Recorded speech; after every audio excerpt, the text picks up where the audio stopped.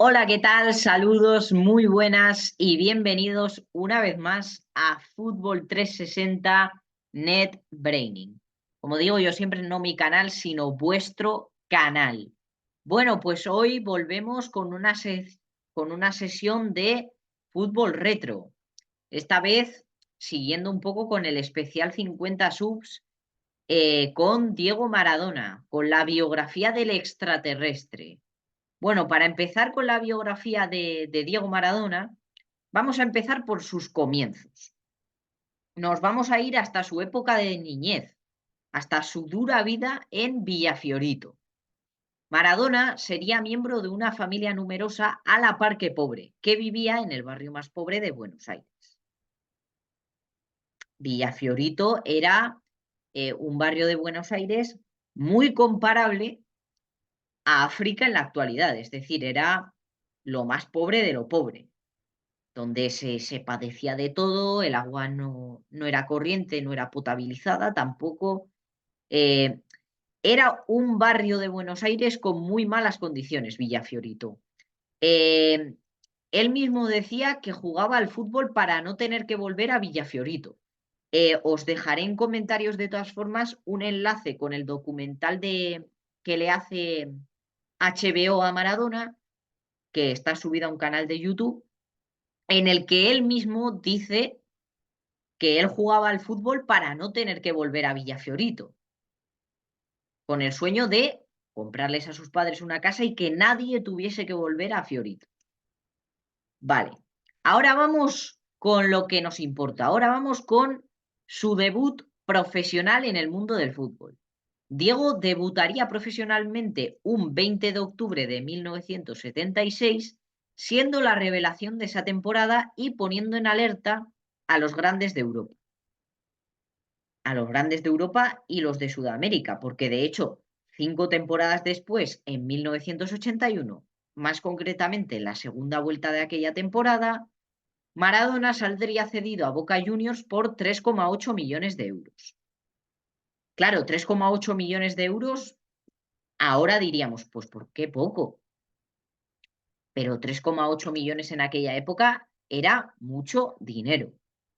Era una cesión muy cara. Pero Boca, eh, al ver su desempeño, estuvo dispuesto a pagar esos 3,8 millones de euros.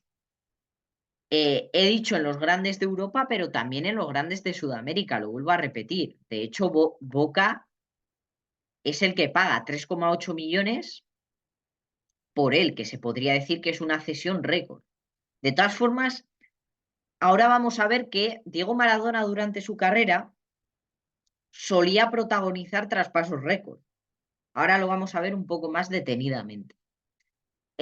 Bueno, tras un impresionante debut con la selección albiceleste, con Argentina, eh, ya de la mano de Bilardo en el año 1977, Maradona llegaría a Boca a modo de cedido para la segunda vuelta, donde el Diego conseguiría levantar la Copa de la Liga Argentina como máxima referencia del equipo, convirtiéndose también en el máximo artillero del campeonato. Es decir, no solo es que Maradona ganase la liga con Boca, sino que se convertiría en el máximo goleador de aquella temporada. Es decir, aquí es donde empezaría a despertar la curiosidad de los grandes equipos europeos. Hablando de Bilardo, por cierto, si queréis podemos hacer un vídeo de fútbol retro, hablando un poquito sobre Bilardo, sobre la grandísima leyenda que tiene, que él propiamente se ha generado. O sea que aquí es la primera y verdadera eclosión deportiva del Diego, y donde despertaría el apetito de los grandes de Europa, tanto que al final acabaría llegando a Barcelona. Tras su desempeño, Diego llegaría a Barcelona siendo el jugador más caro de la historia, 7,3 millones. Lo que yo os decía, Diego Maradona se pasó gran parte de su carrera protagonizando traspasos récord, traspasos con unas cifras récord. En este caso, 7,3 millones era una bestialidad. 7,3 millones en esa época, en los años 80-90, era mucho dinero. Ahora es una cifra con la que decimos, puff, hablando en cuanto a grandes esferas, con la que decimos, poco hacemos. Porque, a ver, si hablamos, por ejemplo, de un equipo bajito de segunda división, pues 7,3 millones hace mucha diferencia. Pero en grandes esferas, que es de lo que estamos hablando, ahora mismo diríamos que poco. Pero en ese tiempo 7,3 millones era mucho dinero.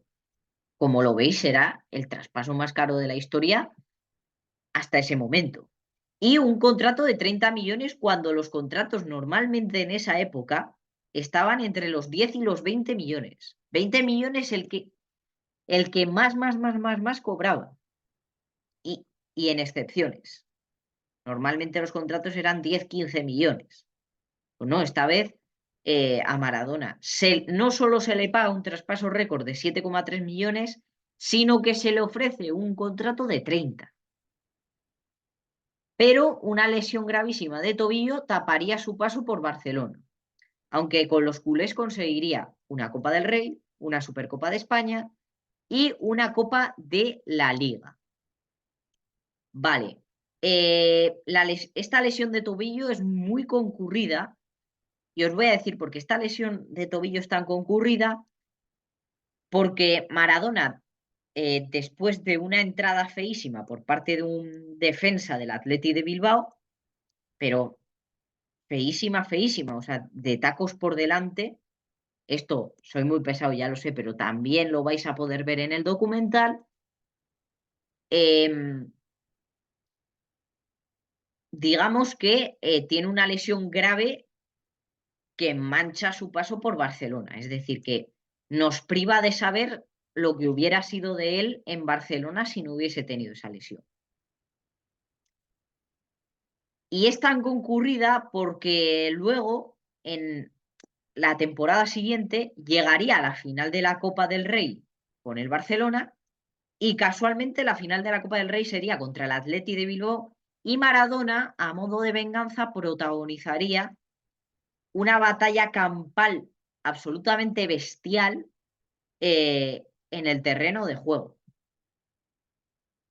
Una batalla campal de camisetas rotas, de narices rotas, de ojos morados, algo que en esta época demonizaríamos, por así decirlo, pero que en aquella época pues estaba un poco más normalizado.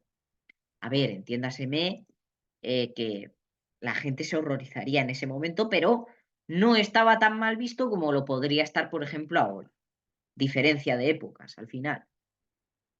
Ahora vamos a ver su llegada a Nápoli. Bueno, el Nápoles confía en Maradona tras una grave lesión y después de una mala experiencia en Barcelona, Maradona volvería a protagonizar un traspaso récord llegando al Napoli por 12 millones de euros. Si 7,3 ya era mucho dinero, 12 millones era descomunal. Fíjate, había superado su traspaso al Barcelona. Es decir, ahora volvía a protagonizar el traspaso más caro de la historia, por 12 millones de euros. Lo mismo os digo, una cifra que ahora diríamos no es nada, pero que en ese tiempo era un dineral. Siendo así que el equipo más pobre de Italia o uno de los top 5 equipos más pobres había comprado al jugador más caro del mundo. Ahora veremos la procedencia de ese dinero, pero este era el hecho. El equipo más pobre o uno de los equipos más pobres de Italia había sido capaz de comprar al jugador más caro del mundo. Maradona, por otra parte, cambiaría la mentalidad del Napoli hacia un equipo grande, hacia la de un equipo grande. Es decir, Maradona, en su paso por Napoli, gana los 2 primeros escudetos de la historia del Nápoles, porque el Nápoles antes de la llegada de Maradona solo tenía un título, solo tenía una Copa de Italia. y la había ganado en los años 50, casi 40. Con lo cual, el Nápoles era un equipo que peleaba por no descender, pero Maradona cambia la mentalidad completamente. Eh, Gana 2 Serie A, gana una Copa de Italia, gana una Copa de la UEFA y gana una Supercopa italiana. Claro, muchos de mi época, por ejemplo, dicen, puf, ¿por qué idolatras tanto a Maradona si no ha ganado una Champions? Porque al final Maradona fue capaz de coger a un equipo que peleaba por no descender en la Serie A y lo llevó hacia lo que hoy es. Es decir, Maradona construyó, fue capaz él solo de construir lo que hoy es el Nápoles. Maradona fue capaz de construir un Nápoles que ahora mismo es vigente campeón de la Serie A, un Nápoles que ahora mismo está casi todos los años compitiendo en Europa, un Nápoles que ahora mismo compite por todos los títulos y un Nápoles que ahora sí es capaz de tener grandes plantillas. Y eso no lo hace cualquiera, eso solo lo hace un jugador el mejor de todos los tiempos. Hablando así un poco coloquialmente, eso solo lo hace un Goat. Por eso idolatro tanto a Maradona. Y también porque la Copa de la UEFA en aquel tiempo tenía casi la misma importancia que la Champions. O sea, no era como ahora que, bueno, sí, pero la tenemos un poco más apartada. No, tenía casi la misma importancia que la Champions.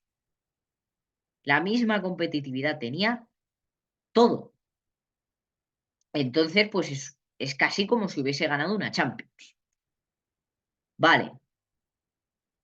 Ahora vamos a ver, eh, digamos, lo que sería la kriptonita de Maradona. ¿Vale? La kriptonita de Maradona y la fuente del dinero del traspaso del Napoli. Obviamente, el dinero de este traspaso pertenecía a la camorra napolitana, más concretamente a la familia Giuliano, persuadiendo a un mal asesorado Maradona hacia el mundo de los estupefacientes y reteniéndolo en Nápoli en contra de su voluntad. Vale, voy a explicar un poco más esto.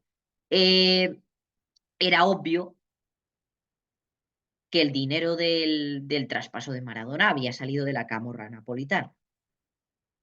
La camorra napolitana era la camorra más fuerte de toda Italia. No había otra. Digo que no había otra más fuerte. Todos se postraban ante la camorra napolitana. Eran los más ricos. Era la camorra que más poseía, la camorra napolitana. Más concretamente, la familia Giuliano, que era mayoritaria, que dentro de la camorra era la familia mayoritaria. Vale. ¿Por qué pone dinero la familia Giuliano? Porque la familia Giuliano, la camorra napolitana en general, lo que quiere es tener un símbolo, es tener un nombre de peso. ¿Y esto cómo lo iban a conseguir? Atrayendo a los medios. ¿Cómo se atrae a los medios? Trayendo al jugador más caro del mundo. Obviamente se sabía que el dinero pertenecía a la camorra napolitana. Porque, os digo una cosa, que ahora vaya al Nápoles y pague 12 millones por Maradona, es como si ahora va el Alcorcón y paga 180 millones por Mbappé. Es decir, algo raro tiene que haber. Pero al final, Corrado Ferlaino, que era el presidente del Napoli en aquel tiempo, era un hombre también de mucha influencia, puesto ahí por la familia Giuliano. De hecho, es que por medio de él, la familia Giuliano dominaba el Nápoles. Era un hombre de mucho contacto. Entonces, como Corrado Ferlaino dijo que había que mirar para otro lado, las instituciones internacionales futbolísticas miraron para otro lado la prensa miró para otro lado, etc. Salvo medios aislados, como por ejemplo, vale, soy muy pesado, pero esto también se puede ver en el documental. Pero es que ver esas imágenes a mí me impactó mucho. Estaban en la rueda de prensa de presentación de Maradona. Y un periodista de un medio italiano, ahora no me acuerdo de cuál, es valiente y le dice a Corrado Ferlaino, le pregunta, bueno, le pregunta no, se lo insinúa directamente. Eh, Como que el dinero de la camorra puede estar financiando al Napoli, algo así le dijo. Corrado Ferlaino en una actuación de Oscar, porque yo en ese momento le habría dado un Oscar, se enfada, eh, digamos que desaloja casi casi la sala, pero primero echa fuera a este periodista. Vale. Eh, la familia Giuliano quería un símbolo, ya lo tenía. Pero claro, ellos querían atar a su símbolo el mayor tiempo que pudiesen. Mirad, las mafias funcionan de este modo. Cuando te enganchan con algo, ya eres su esclavo. Te conviertes en su esclavo y salir de ese mundo es muy difícil. Es muy difícil. A Maradona le engancharon mediante el consumo de estupefacientes, persuadiendo a un mal asesorado Maradona hacia el mundo de los estupefacientes. Antes de nada, quiero hacer un inciso, esto no es por ofender a los argentinos, pero la gran parte de las élites argentinas dentro del mundo del deporte, eh, digamos que están mal asesoradas. Están muy mal asesoradas. Tenemos el caso de Messi hace unos años que estuvo a punto de ir a la cárcel por evadir impuestos. El caso de Luca Vildoza en baloncesto, que le tendrá que pagar 1 millón de euros de compensación a Baskonia, Facundo Campazzo, etc. No quiero ofender a ningún argentino que me esté viendo, pero en su mayoría suelen estar muy mal asesorados. Como he dicho, las mafias, una vez te enganchan con algo, es muy difícil salir de eso. Claro, Maradona mira su carrera y dice, bueno, vale, yo aquí lo he ganado todo, he cambiado la mentalidad de Napoli y del Napoli quiero buscar nuevos retos. Es decir, Maradona quería salir del Nápoles. Claro que Corrado Ferlaino, comandado por Carmine Giuliano, digamos, el patriarca o el eslabón fuerte de la familia Giuliano, le dice a Maradona que no va a salir. Y aquí se produce un ambiente de crispación muy grande. Porque claro, entre que Maradona no está a gusto porque quiere buscar nuevos retos. Carmine Giuliano y Corrado Ferlaino no hacen más que tensar la cuerda. Y además, la gente se estaba empezando a echar encima de Maradona por lo que ocurrió en el Mundial de Italia 90, porque recordemos que Argentina elimina a Italia en el Mundial de Italia 90 en penaltis. Y esto la gente se lo tiene muy guardado a Maradona. No hacen más que crear un ambiente de crispación en el que Maradona se ve muy acorralado y ante esta situación de acorralamiento quiere salir y recurre a la pasividad.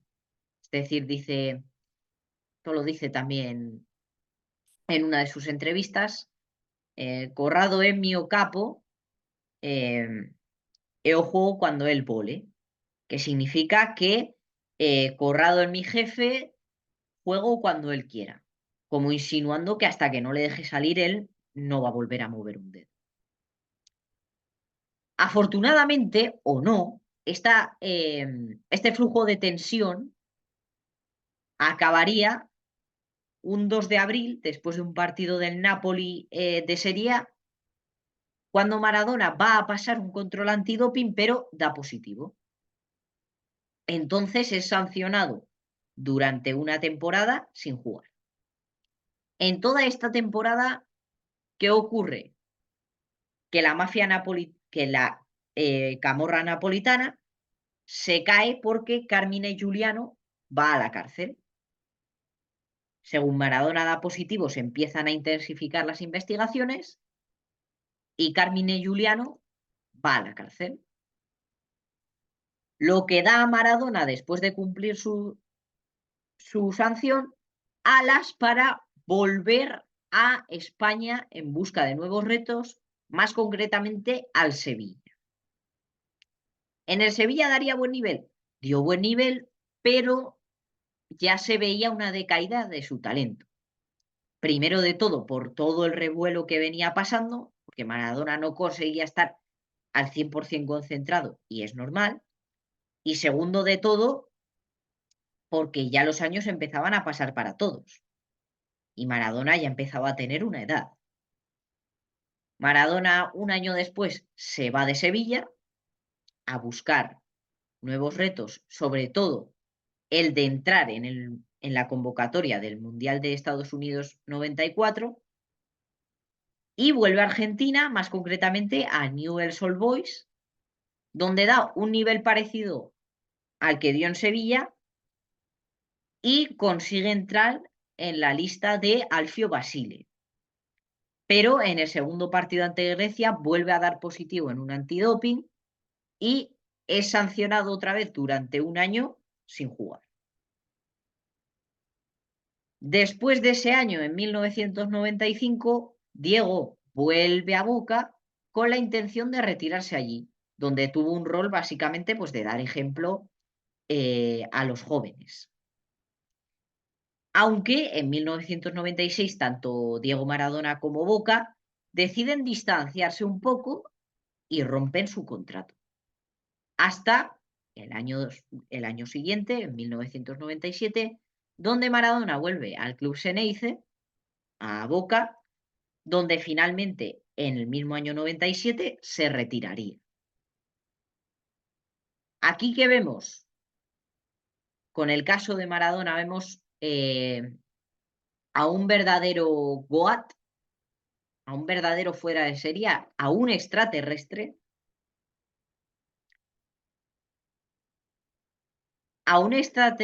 al que realmente le cortaron las alas, al que digamos, su vicio le costó su carrera, pero aún así nos ha conseguido dejar un legado increíble. Bueno, pues de verdad, espero que os haya gustado. Sabed que esto sin vosotros no sería posible y que de verdad os aprecio muchísimo. Muchas gracias por todo el apoyo que nos dais siempre. Y adiós. Hasta la próxima.